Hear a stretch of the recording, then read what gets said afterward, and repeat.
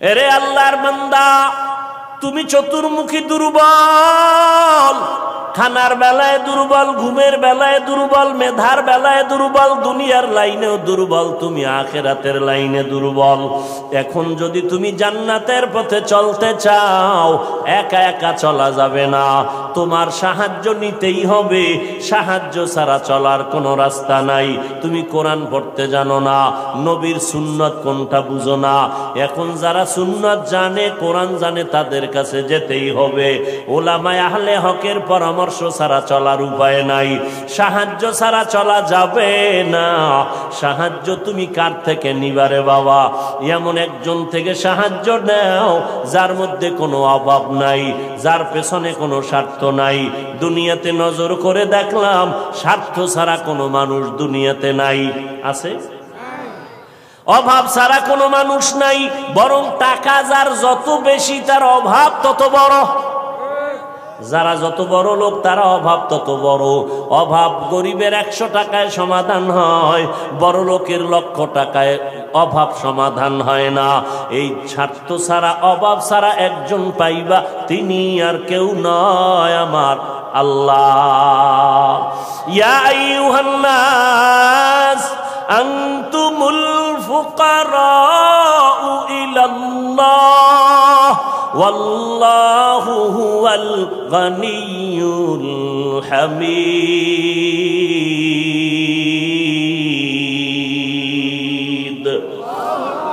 गर तवक्कुल मी कुनी हर सुबह शाम, मेरा सनद रिज़्क़ तू अज़ला मकाम। বাহাদুরি করিও না রে বাবা, অন্যের সাহায্য ছাড়া চলা যাবে না। দোয়াও কিন্তু একটা সাহায্য, দোয়াও সাহায্য। সাহায্য ছাড়া চলা যাবে না। মা বাবায় দোয়া করে, এর সাহায্যে আমরা বড় হয়েছি। মা বাবার ক্লান্ত পরিশ্রমের কারণে আমরা বড় হয়েছি, মা বাবার সহযোগিতায় বড় হয়েছি। কিন্তু স্বার্থ ছাড়া জমিনের মধ্যে কোনো মানুষ নাই, অভাব ছাড়া কেউ নাই। যার কোনো অভাব নাই তিনি হলেন আমার আল্লাহ, যার কোনো স্বার্থ নাই তিনি আমার আল্লাহ। এরে বান্দা, নিজেরে বড় মনে করলে ধ্বংস অনিবার্য। আল্লাহর এক বান্দা বড় আবেদ, আমার নবী সাহাবায়ে কেরামদের ঘটনা শুনাইতেছেন। বড় আবেদ, বনি ইসরাইলের ভেতরে নাম বড়, নাম ডাক বেশি, এত ইবাদত করতেছে। একদিন সিদ্ধান্ত নিয়ে নিল, ঘরের মধ্যে থাইকা ইবাদত একুরেট হয় না, মানুষের সাথে চলাফেরা, মন মানসিকতা নষ্ট হয়ে যায়। সিদ্ধান্ত নিয়া পাহাড়ের কিনারায় চলে গেল। পাহাড়ের উপরে উঠা ছোট্ট একটা রুম বানাইয়া ওইখানে আল্লাহর বান্দা ইবাদত করে। পাহাড়ের চূড়ায় সাধারণ মানুষ সেখানে যায় না, মন মানসিকতা নষ্ট হয় না। আল্লাহর বান্দা পাহাড়ের চূড়ায় গিয়া ইবাদত করে। ঘরের ভেতরে মা বড় একা, আম্মা জান ঘরের মধ্যে বসে মোটামুটি জীবন যাপন করে। সন্তান আসে না, ইবাদতের মজা পাইয়া পাহাড়ের চূড়ায় উঠে ওখানে ইবাদত করে। একদিন মা মনে মনে ভাবলেন, আমার সন্তান আমার কাছে না আসলে তো আমি, ও থাকতে পারে, আমি মা তো থাকতে পারি না। কারণ আমি মা, সন্তানের আমি গর্ভধারণ করে কত কষ্ট করেছি। মা সিদ্ধান্ত নিল, আমি হেঁটে হেঁটে পাহাড়ের কিনারায় যাইয়া আমার বাবার চেহারাটা একটু দেখা কলবের সান্ত্বনা দিব।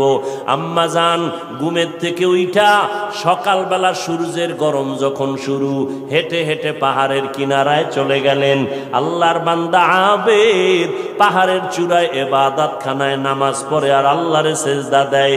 আম্মা জান পাহাড়ের কিনারায় যাইয়া সূর্যের আলোতে উপরে তাকাইতে কষ্ট হয়, হাতটাকে কপালের সামনে নিয়ে ছায়া দিয়া উপরে হালকাভাবে তাকাইয়া এরপরে ডাক দিলেন, এই সন্তান, আমি তোর মা পাহাড়ের কিনারায় আসছি, একটু দেখা দাও। আমি মা তোমার চেহারাটা দেখার জন্য পাগলের মতো হয়ে গেলাম। আল্লাহর বান্দা পাহাড়ের উপর থেকে মায়ের কণ্ঠের আওয়াজটা শুনছে। এমন সময় ডাক দিছে মা, যেই সময় আল্লাহর বান্দা নামাজে দাঁড়ানো। চিন্তায় পড়ে গেল, এখন কি মায়ের ডাকে সাড়া দিব নাকি আমার মাওলার সাথে আমি কথা বলবো। সিদ্ধান্ত নিয়েই বান্দা মায়ের ডাকে আর সাড়া দেয় নাই, নামাজে দাঁড়ায় গেল, নামাজের ভিতরে মশগুল হয়ে গেল। আম্মা জান দীর্ঘ টাইম কষ্ট করে দাঁড়াইয়া সন্তান যখন সাড়া দেয় না, মা হালকা একটু কষ্ট নিয়ে বাড়ির মধ্যে রওনা। বাড়িতে চলে আসলেন। ঠিক আছে বাবা, তুই ইবাদত করো, ওখানে থাক, আমার ডাকে সাড়া দিলি না, দুঃখ নিয়ে চলে গেলাম। মা বাসায় চলে গেল, কিন্তু মায়ের চোখে ঘুম হয় না। সন্তানের প্রতি যে মায়ের এত মায়া, ওই মায়ের সন্তান মায়ের মায়া কখনো বুঝবে না। যদি সন্তানগুলো মায়ের কষ্ট বুঝতো, জীবনে কোনো সন্তান মায়ের কষ্ট দিতে পারত না, মায়ের চোখের পানি ফালতে পারত না। মা রাতের বেলা ঘুমাইতে পারে না, কষ্ট বুকের চাপা দিয়া। আবার পরের দিন মা বলে, না আজকে আবার একটু যায় বাবারে ডাক দেই, দেখিনি একটু চেহারাটা দেখতে পারি, কলিজাটা ঠান্ডা করতে পারি। আবার আম্মা জান দ্বিতীয় দিন চলে গেলেন সূর্যের গরমে, পাহাড়ের কিনারায় যাইয়া হাতটারে কপালের কাছে নিয়ে আবার ডাক দিছে, ও সন্তান তোমার মা ডাকতেছে, আসো একটু পাহাড় থেকে আইসা মায়ের কাছে দেখা দিয়া যাও, কলিজা ঠান্ডা করো। সন্তান এখনো নামাজে দাঁড়ানো, এবারও চিন্তা করলো, আমি মায়ের ডাকে সাড়া দিব নাকি আমি নামাজের মধ্যেই থাকবো। সিদ্ধান্ত আগের মতোই অটল, নামাজ আমি ছাড়বো না, মায়ের ডাকে কোনো সাড়াও দিব না। মা দ্বিতীয় দিনের মতো কষ্ট পাইয়া বিদায় নিয়ে বাসায় চলে গেলে, কিন্তু মা মনেরে বুঝাইতে পারে না, সন্তানের কষ্ট কখন মন থেকে যায় না। এরে আল্লাহর বান্দা, স্বামী আর স্ত্রী এক জায়গায় ঘুমায়, হঠাৎ একদিন তাকায়া দেখে স্ত্রী বালিশে মাথা লাগাইয়া গুনগুন গুনগুন করে কান্না করে। আব্বা জান জিজ্ঞাসা করে, বিবি কাঁদো কেন? কয় তোমার ঘুম তুমি ঘুমাও, আমি মনের দুঃখে কাঁদি। বলে কি দুঃখ? তোমার জানার দরকার নাই। মা চায় বাবায় জানো, না জানে তো বাবাও দুঃখ পাবে। স্বামী বেচারা কয়, না বলো তুমি কেন কাঁদো, আমার মনে বড় কষ্ট লাগতেছে, কেন কাঁদো বলো। মা চোখের পানি ছেড়ে কয়, স্বামী আমার সন্তানের জন্য আমি জীবনটা বিলায় দিলাম। আজকে 7টা দিন হয়ে গেছে সন্তান আমারে মা বলিয়া ডাক দেয় না, আমি পাগলের মতো হয়ে গেছি। বলে কেন ডাকে না? বলে সন্তান একটা অন্যায় করতেছিল, আমি একটু ধমক দিছি, সন্তান রাগ করে আর আমার সাথে কথা বলে না। ঘরে আইসা প্লেটটা নিয়ে খানা খাইয়া পেছনের দরজা দিয়ে চলে যায়, আমার দিকে তাকায় না। এবার বাবায় বলে, বিবি তুমি আরামে ঘুমাও, সন্তানের চিন্তায় ঘুম নষ্ট করিও না, আজকে না কালকে সন্তান বুঝতে পারলে তোমার কাছে আইসা মাপ চাবে। মা ডাক দিয়ে কয়, স্বামী আমার তুমি আমারে যত বুঝাও, আমি যতবার খানার প্লেট নেই আমি খানা মুখে দিতে পারি না, তোমারে বুঝাইতে পারি না আমার খানার থেকে ঘুমের থেকে সন্তানের মা ডাকে এত মজা। সন্তান যখন আম্মু বলিয়া ডাক দেয়, কলিজা ঠান্ডা হয়ে যায়। ও সন্তানেরা, ওই মা বাবা যারা কবরে রাইখা আজকে বাহাদুরি করো রে বাবা, ওই আল্লাহর বান্দি দ্বিতীয় দিনও কষ্ট পাইয়া বিদায়, কিন্তু রাতের ঘুম নাই, মনের মধ্যে বড় কষ্ট। নবীজি সাহাবায়ে কেরামদের সামনে ঘটনা বলেন আর কাঁদতেছেন, সাহাবায়ে কেরামরাও কান্নার আওয়াজ।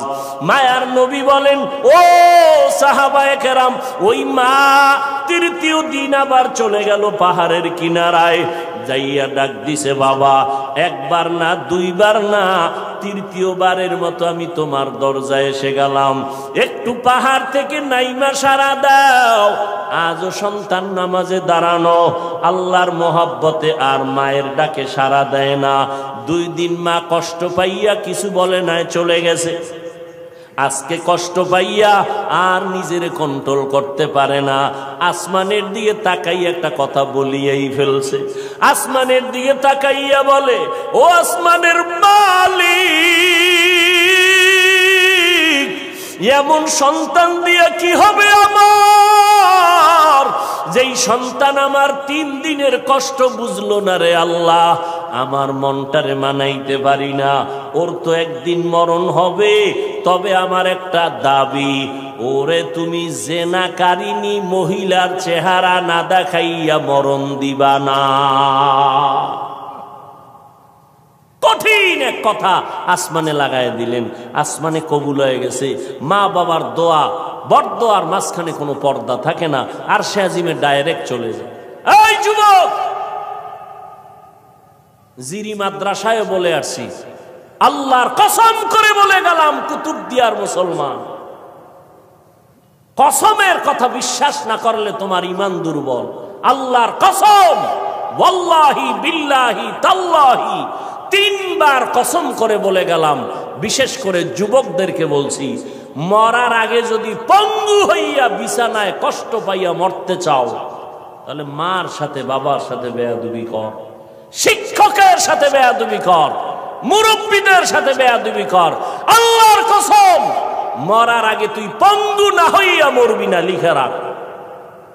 আমার কথাটাকে যদি অবিশ্বাস করো, তোমার ঈমান চলে যাবে, কারণ আমি 3 বার কসম খেয়ে বলে গেছি। এখন তুমি পণ্ডিতেরা প্রশ্ন করবা, হাফিজ সাহেব তুমি মনের রাগে বললা না, তুমি দলিল নাও। ক্বালান নবিয়্যু সাল্লাল্লাহু আলাইহি ওয়া আলিহি ওয়া সাল্লাম, ইসনানি ওয়াজ্জিলুহুমাল্লাহু ফিদ দুনিয়া আল বাগয়ু ওয়া উকুকুল ওয়ালিদাইন, আও কামা ক্বালান নবিয়্যু আলাইহি সালাতু ওয়াস সালাম। আল্লাহর নবী বলেন, 2টা অন্যায় দুনিয়াতে এমন আছে, যেই 2টা অপরাধ করলে মরার আগে জমিনে শাস্তি হবে। কয়টা অন্যায়? কি আপনাদের খারাপ লাগতেছে? মোনাজাত দিয়ে দিব? আমার তো কষ্ট, অনেক কষ্ট, মাইকটাও সুন্দর না, তারপর আপনাদের মহব্বতে কথা বলতেছি গলা ফাটাইয়া, কি করার। তারপর আপনারা বসলে একটু আমি কথা ফিনিশিং দিয়ে আসতেছি, আর একটু সামনে আগাবো। আল্লাহ সবাইকে কবুল করে। মদিনার নবী বলেন, 2টা অপরাধ আছে, যদি দুনিয়াতে করো মরার আগে শাস্তি হবে, মরার পরে নয়। 1 নাম্বার অপরাধের নাম জুলুম, 2য় অপরাধের নাম হলো মা বাবার সাথে বেয়াদবি। যারা মা বাবার সাথে বেয়াদবি করবে, নবী বলেন তাদের শাস্তি হবে মরার আগে দুনিয়ার জমিনে। যারা জুলুম করবে, ওস্তাদের ইজ্জতের উপর আঘাত করবে, ভাইয়ের উপরে জুলুম করবে, বোনের উপরে জুলুম করবে, প্রতিবেশীর উপরে জুলুম করবে, গরিবের উপরে জুলুম করবে, এই জালেমের বিচার আমার আল্লাহ মরার আগেই করে নিবেন। ও আল্লাহর বান্দারা, মা যখন কথাটা বলেই ফেললেন, আসমানে কবুল হয়ে গেল। কি বরদোয়া করলেন? মা গেছেন, ভুলে গেছেন? জেনাকারিনী মহিলার চেহারা না দেখাইয়া মারবা না। মা কিন্তু কঠিন কয় নাই, যদি কইতো জেনা না করাইয়া মারবা না, তো আরো কঠিন হয়ে যাইত। মা একটু পাশ কাটায় বললেন, ও জেনা টেনা করবে না, কিন্তু জেনাকারিনী মহিলার চেহারা দেখে মরবে, এটাও একটা অভিশাপ। একটু মহিলা দেখবে না, কারণ আমার বাচ্চা তো ইবাদত করে পাহাড়ের চূড়ায়, সে কোনো নারী দেখবে না, কিন্তু দেখতে গেলেও জানো নামাজি না, একটা জেনাকারিনী নারী দেখে। পুরা বনি ইসরাইলের মাঝে প্রশংসা, পাহাড়ের চূড়ায় আল্লাহর বান্দা এত পরিমাণ ইবাদত করে যে তার ইবাদত আল্লাহর প্রতি এতটা অগাধ বিশ্বাস, পৃথিবীর কেউ তাকে আল্লাহর থেকে বিন্দু পিছপা ঘটাতে পারবে না, গাফেল করতে পারবে না। ওই এলাকার এক সুন্দরী মহিলা, রূপসী, সে কয় এত প্রশংসা তারে কেউ আল্লাহর থেকে আলাদা করতে পারবে না। কয় না, কেউ পারবে না। কয় আমি পারবো না। সুন্দরী মেয়ে বলে আমি পারবো। এই মেয়ে হাঁটতে হাঁটতে ওই পাহাড়ের চূড়ায় উঠছে, উঠা দেখে আল্লাহর বান্দা নামাজে দাঁড়ানো। ওর কামি শুধু আল্লাহর সেজদা দেয়, নামাজে দাঁড়ায়, তেলাওয়াত করে, এ দিয়ে কাজ চলতেছে, নামাজ আর নামাজ আর নামাজ। ওই মহিলা আল্লাহর আবেদ বান্দার সামনে দাঁড়ালো, যেই সুরাতটা ধরলে আল্লাহর বান্দার নজর চলে আসবে, জিনা করার জন্য বাধ্য হবে, এমন কৌশল কোনোটা বাদ দেয় নাই মহিলা। কিন্তু তাকায় দেখে আল্লাহর বান্দা একটা নজর কোনো দিকে ডান বাম করে না, নিচের দিকে নজর, আল্লাহর মোহব্বতের ভিতরে মশগুল। বলবেন মহিলা হাতটা ধরবে? না রে বাবা, এটা সম্ভব না। আল্লাহর উপরে ভরসা কইরা যারা চলবে, এদের গায়ে টাচ করার ক্ষমতা কোনো বাহাদুরের নাই। যদি হাত বাড়ায় তোর হাতটা সাথে সাথে বাঁকা হয়ে যাবে। ইব্রাহিম নবী বিশ্ব সুন্দরী সারাকে নিয়ে যাইতেছিল মিশরের উপর দিয়া। জালেম বাদশা খবর পাইয়া সুন্দরীর টাইনা নিয়ে আসছে।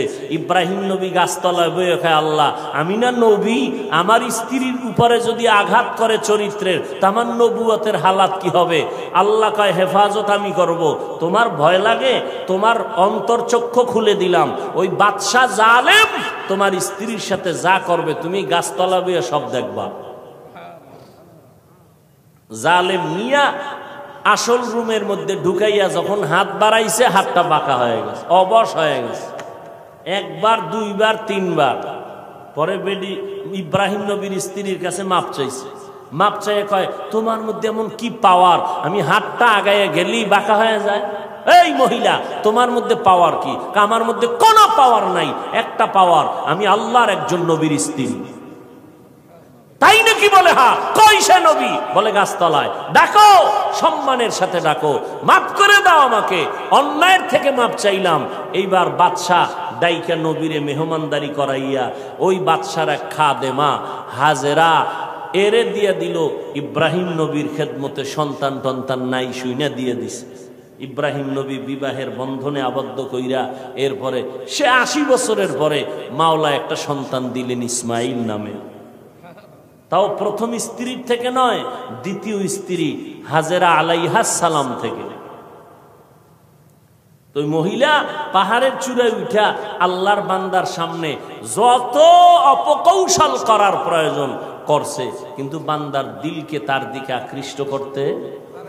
এই যুবক, বুঝো কিছু, তুমিও মুসলমান, আর তোমার মন আকৃষ্ট করবে কিভাবে? তুমি আকৃষ্ট আর একজনকে করতেছ। একজনকে করলে তো যে হ্যাঁ একবারের মাইয়ার মন আকৃষ্ট করে বিয়ে করে জীবন চালায়। তুমি করতে করতে 10টা মাইয়ার জীবনের উপরে আক্রমণ করেছ। এর ঝাল আল্লাহ দুনিয়ায় মিটাবে, মরার পরে না। জুলুম করেছ নারীর ইজ্জতের উপরে, বিচার হবে মরার আগে, রসুলের হাদিস। মহিলা এবার সার্থক না ব্যর্থ দেখছেননি? আপনারা এরকম বেউস, পাহাড়ের চূড়ায় মহিলা কি সার্থক না ব্যর্থ? সার্থক। ব্যর্থ হয়ে গেল, পুরুষের সাথে দুর্বল হয়ে গেল, পারলো না জিততে। নাইমে আসে নিচে, কয় যখন সোজা ভারী নেই, এবার বাঁকা তোরে ঠিক করুন। বাঁকা কি? নিচে নাইমা চলে গেল। ওই পাহাড়ের পাশে একটা বিশাল খোলা ময়দান, ময়দানের ভিতরে একটা রাখাল বকরি চড়ায়। ওই রাখালকে ধরলো, রাখালের সামনে যাইয়া অপকৌশল করে রাখালের সাথে জিনা করেছে এই নারী। একটা ছেলে সন্তান হয়ে গেল। ছেলে সন্তানটা হাতের মধ্যে নিয়া ওই বেশ্যা নারী এলাকায় ঘুরে আর কয়, বাচ্চা হলো ওই পাহাড়ের চূড়ায় আবেদওয়ালা বান্দার বাচ্চা। দেখছেননি কারবার? ঘুমাইতেছেন আপনারা না? আজ যে ওয়াজ চলে এত পুরানো ওয়াজ, আপনারা সবাই জানেন, ঘুমাইলেই হয়। বাচ্চা কার জানেননি? কার কার? আর মহিলা প্রচার করে কার? আল্লাহ জানেনি। মায়ের বরদোয়া একদিক, ওদিকেও আল্লাহর কাছে কাঁদতেছে। দুই দ্বিমুখী সংঘর্ষ চলতেছে। একদিকে মা কইছে জেনাকারিনী মহিলার চেহারা দেখাও, ওদিকেও আল্লাহরে ডাকতেছে যেন ইজ্জত নষ্ট না হয়। মহিলা যখন এই বাচ্চা নিয়ে মানুষের কাছে কান্দে আর কয় বাচ্চা ওই তোমগো আবেদের, তোমরা যার এত গুণগান গাইছো ওই বাচ্চা, জিনার বাচ্চা, অবৈধ বাচ্চা। মানুষ সব শুই না, যারে এত কলিজা দিয়া ভালোবাসি তার অবস্থা এই, লাঠি টাঠি নিয়া এবার পাহাড়ে উঠা, আরে ফিডা খানকা টানকা সব ভেঙ্গে যখন আল্লাহর বান্দার উপরে আঘাত শুরু করেছে, বান্দা বলে তোরা আমার গায়ে হাত দাও কেন? বলে এই খবর। তাই নাকি? বলে হ্যাঁ, আল্লাহর জাতের কসম আমার দ্বারা এমন কোন অপরাধ হয় নাই। কে বলেছে? আমগো এলাকার সেই রূপসী নারী, তাকে ডাকো। এবার জেনাকারিনী মহিলাকে ডাকা হলো। জেনাকারিনী মহিলাকে ডাকার পর আল্লাহর বান্দা আবেদের সামনে জেনাকারিনী মহিলা দাঁড়ানো। মা কইছে আল্লাহ আমার সন্তানের জেনাকারিনীর চেহারা না দেখাইয়া মরণ দিও না। এই ঘটনা শুনে জেনাকারিনী মহিলা বাচ্চা নিয়ে হাজির। আল্লাহর বান্দা সিজদায় পড়ে কান্না করে কয় আল্লাহ তুমি আমারে মাফ করিয়া দাও, উম্মতের সামনে তুমি সত্যটারে জাহের করে দাও, সত্যটারে তুমি প্রকাশ করে দাও, ইজ্জতের হেফাজত করো। নামাজ পড়ে কান্নাকাটি করে দোয়া করে এইবার মহিলার সামনে দাঁড়াইল। মায়ের বরদোয়াটা এইবার কবুল হয়ে গেল। এইবার মহিলারে কয় তুই নাকি আমার বিরুদ্ধে বলেছো? কয় হ্যাঁ। কি বলছো? কয় বাচ্চা তোমার। কয় নাউযুবিল্লাহ, বাচ্চা আমার? বলে হ্যাঁ। দে বাচ্চা আমার কোলে দে। আল্লাহর বান্দা বাচ্চাটা কোলের মধ্যে নিয়া এরপর বাচ্চারে একটু হাত স্পর্শ করে কয় এই বাচ্চা তুই বল। বাচ্চা তো দুধের মাত্র বাচ্চা, কথা বলতে পারে না, বল তোর বাপকে। মুহূর্তের মধ্যে বাচ্চার জবান খুলে গেল। বাচ্চা বলে আমার বাপ হলো রাখাল। আমার বাপকে?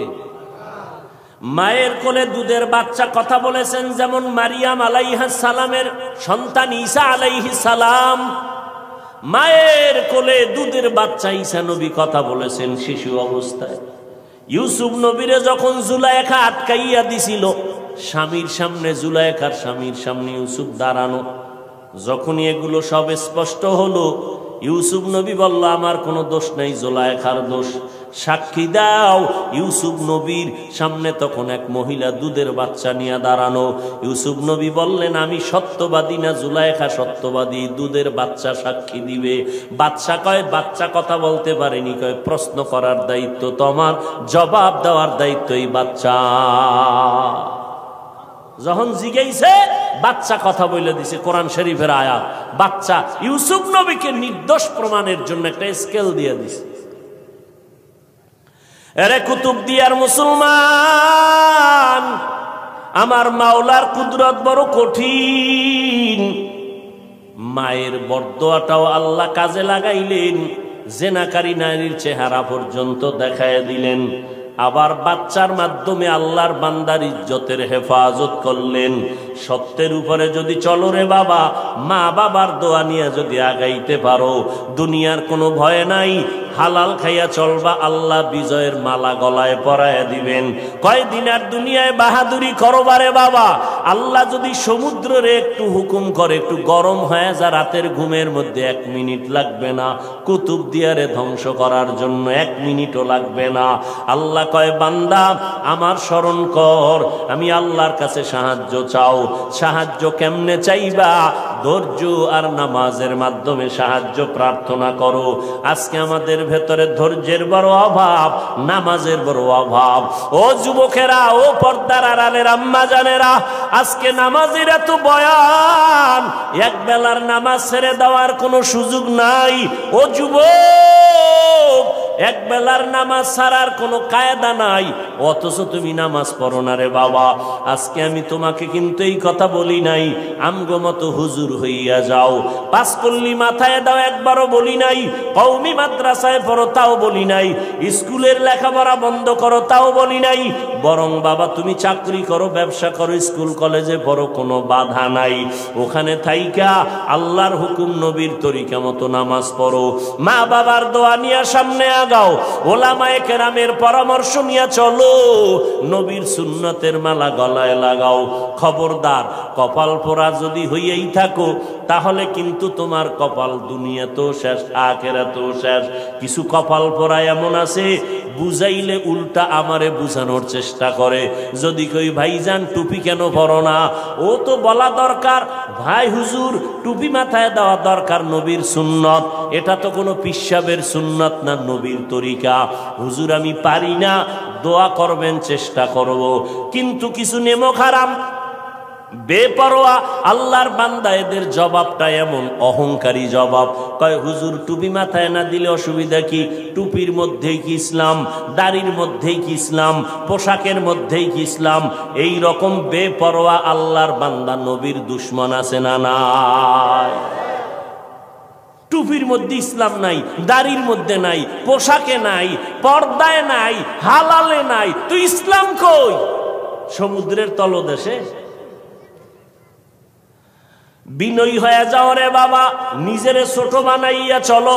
কোন আলেম যদি বলে বাবা নামাজ কেন পড়ো না, তোমার জবাব থাকবে হুজুর নামাজ অবশ্যই পড়া দরকার, আমি চেষ্টা করি পারি না, একটু দোয়া কইরা দেন সামনের থেকে যেন নামাজ ধইরা ফালাইতে পারি। বিনয়ের সাথে দোয়া চাওয়ার চেষ্টা করো। অপরদিকে মা বাবার দোয়া নিয়ে আগাও।